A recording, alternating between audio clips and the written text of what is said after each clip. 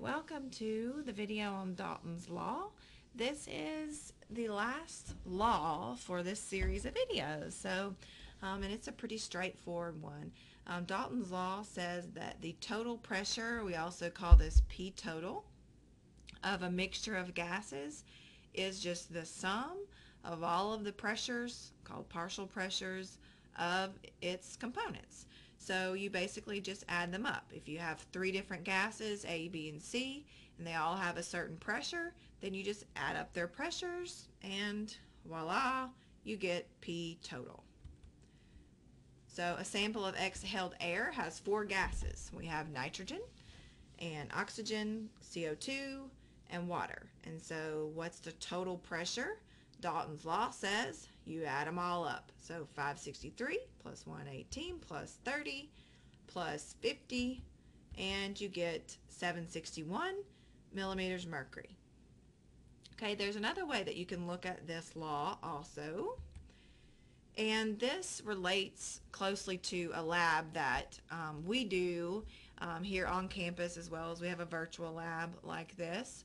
And the only difference here is that you're going to just have to subtract. So if you look over here, we're trying to find P total. So we're given all the partials, we add them up, and we get P total.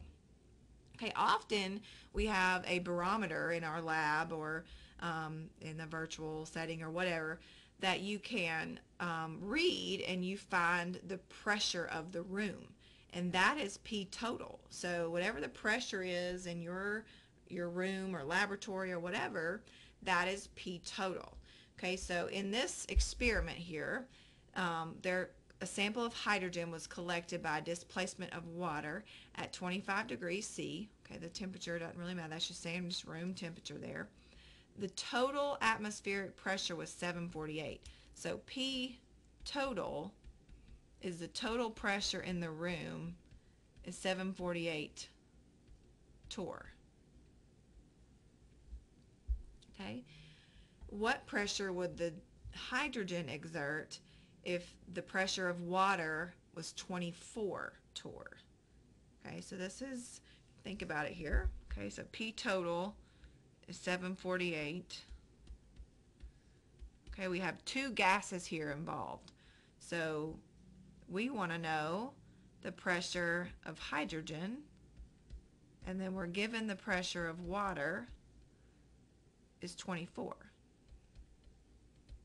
Okay, so if the total pressure is 748 and 24 of it is water, then the remaining has to be the pressure of the hydrogen. So it's much higher than that of the water, because so 748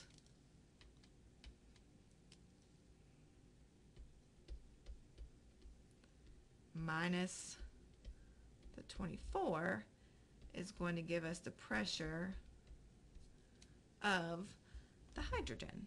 All right, so P total minus 24 for the partial, okay, that gives us 724 torr for the pressure of the dry hydrogen. So just another way to look at this, you can subtract to find one of the partial pressures, okay, or of course you can use it this way.